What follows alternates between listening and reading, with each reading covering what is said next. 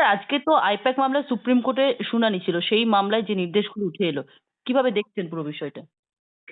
দেখুন, এই রকম নির্দেশ হবে এটাই মোটামুটি ভাবে আহ, আশা করা গিয়েছিল।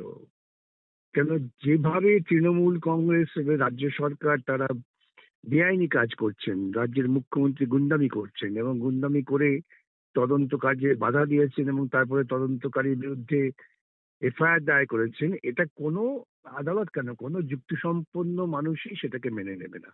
সুতরাং আদালত রাজ্য সরকারের সমস্ত এফআইআর স্থগিতাদেশ দিয়েছেন এবং রাজ্য সরকারের হলফনামা চেয়েছেন। হলফনামাতে আরো তথ্য বেরোবে, সিসিটিভি ফুটেজ থেকে আরো তথ্য বেরোবে এবং কত বড় গুন্ডামি করেছেন তিনি সেটা এবার প্রকাশ্যে তথ্য ভিত্তিক ভাবেই হাজির হবে।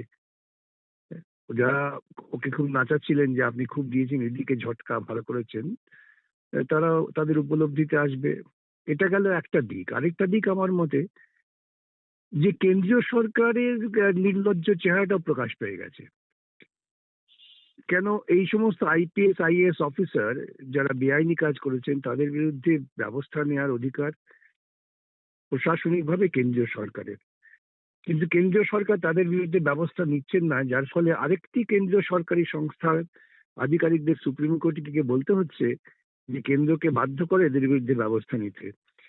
এর থেকে বড় লজ্জার আর কি হতে পারে? এবং তা থেকেই আমাদের যে বক্তব্য যে ওদের মধ্যে বোঝাপড়া আছে সেটা আরো স্পষ্ট প্রমাণিত হলো। তা না হলে কেন একজন আধিকারিককে সুপ্রিম কোর্টের দ্বারস্থ হতে হবে অন্য একজন আধিকারিকের বিরুদ্ধে ব্যবস্থা নেওয়ার দাবি নিয়ে? স্যার সঠিক হলফনামা কি জমা দেবে, মানে মুখ্যমন্ত্রীকে যে সেটা দেবে কি না দেবে সেটা তাদের ব্যাপার, সেটা তো তখন আদালতে বিচার হবে। এখন বিষয়টা আদালতে গিয়েছে, সমস্ত তথ্য সব মানুষের কাছে আছে, তার ভিত্তিতে তারা বিচার করবে। যে প্রশ্নটা আজকে বিচারক তুলছিলেন যে এভাবে কি একটা তদন্তকারী সংস্থাকে বাধা দেওয়া যায়?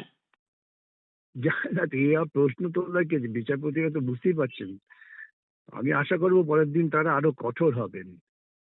কঠোর না হলে পরে এই ধরনের যারা বিভিন্ন কায়দা করে ক্ষমতায় আসেন, যারা সংবিধানটাকে ভেতর থেকে ধ্বংস করতে চান, তাদের রোখা যাবে না। কেন্দ্র এবং রাজ্য উভয় স্তরেই তো আমার নিজের বক্তব্য, যারা ক্ষমতায় এসছেন তারা ভেতর থেকেই সংবিধানটাকে ধ্বংস করতে চাইছেন। রাজ্যের আইনজীবীর তরফ থেকে আজকে প্রশ্ন করা হচ্ছিল, যেখানে বলছিলেন যে রাজ্যে নির্বাচন এবং নির্বাচনের আগে তদন্ত করছে, নির্বাচনের আগে কি কোনো তদন্ত করা যেতে পারে না? আমি এই যুক্তিটার তো কোনো যুক্তি খুঁজে পাই না। সেই এখন ক্লাস 5-এর ছেলে হঠাৎ পরীক্ষার সময় তার পেট ব্যথা হয়েছে বললে পরে পেট ব্যথার নাম করে বাহানা করার চেষ্টা করা, নির্বাচনের সঙ্গে তদন্তের কি সম্পর্ক আছে? ওরা যখন চুরি করেছিলেন তখন কি ওরা নির্বাচনের দিনক্ষণ থেকে চুরি করেছিলেন? তদন্তকে ব্যাহত করবার জন্য এই সমস্ত ছেদ যুক্তি যারা হাজির করছেন তারা প্রকৃতপক্ষে দুর্নীতিরই তলতল্পি বাহক। আরো ভালো ভালো খবর দেখতে সাবস্ক্রাইব করুন বাংলা হান্টের ইউটিউব চ্যানেল। বাংলা হান্টের আরো খবর দেখতে নজর রাখুন। বাংলা খবর মানেই বাংলা হান্ট।